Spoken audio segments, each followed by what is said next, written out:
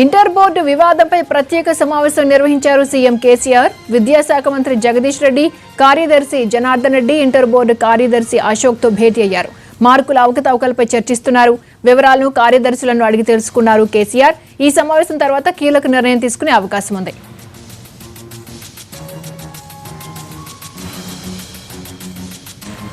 కేసీఆర్ సమావేశంపై పూర్తి సమాచారాన్ని మా ప్రతినిధి సోమగోపాల్ ఫోన్లో అందిస్తారు.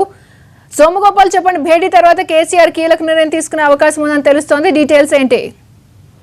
గత వారం రోజులుగా ఇంటర్మీడియట్ బోర్డు అట్టుడికి పోతుంది. ఆందోళనతో ఇటు విద్యార్థులు, విద్యార్థి సంఘాలు, తల్లిదండ్రులు బోర్డు ఎదుట తమ పిల్లల భవిష్యత్తుతో ఆడుకుంటున్నారు. మార్కు మెమోల్లో తప్పులు వచ్చాయి.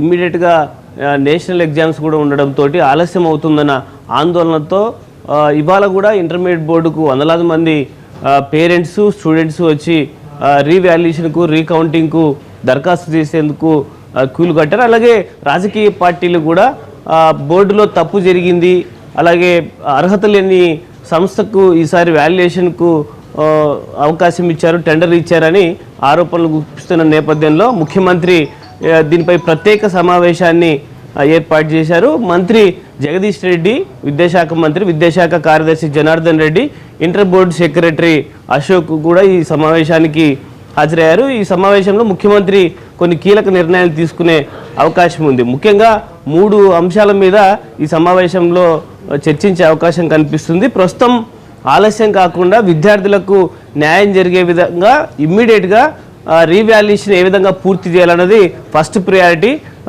ఈ విషయంలో కొంతమంది అభ్యర్థులకు అంటే విద్యార్థులకు ఫ్రీ రీవాల్యుయేషన్ చేయించాలన్న ఒక డిమాండ్ ఉంది. ఈ డిమాండ్పై ముఖ్యమంత్రి నిర్ణయం తీసుకునే అవకాశం కనిపిస్తుంది. రెండో అంశం, ఇంటర్మీడియట్ బోర్డులో ఉద్యోగులకు, ఉద్యోగ సంఘాలకు, సెక్రటరీ అశోక్ మధ్య వివాదాల కారణంగా ఇవన్నీ బయటకు వచ్చాయన్నది ఇప్పటి వరకు ఇంటెలిజెన్స్ ఫైండింగ్స్ కానీ అలాగే ఎక్స్పర్ట్ కమిటీ వేసిన దాంట్లో కూడా తేలింది. ఆ విషయం కొద్దిసేపటి క్రితం నిపుణుల కమిటీ రిపోర్ట్ ఇచ్చే అవకాశం ఉంది. దీనిపై ముఖ్యమంత్రి ఎలాంటి నిర్ణయం తీసుకోవాలనేది ఉత్కంఠగా కనిపిస్తుంది.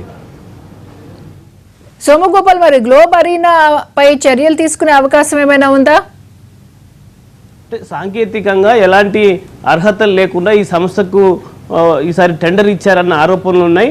ఈ విషయంలో ఇప్పటికే అన్ని రాజకీయ పార్టీలు విమర్శలు చేస్తున్నాయి. అలాగే ఉద్యోగ సంఘాల నుంచి కూడా గతంలో అనుభవం ఉన్నటువంటి సంస్థను పక్కన పెట్టి సంస్థకి ఇచ్చారన్న ఆరోపణలు ఉన్నాయి.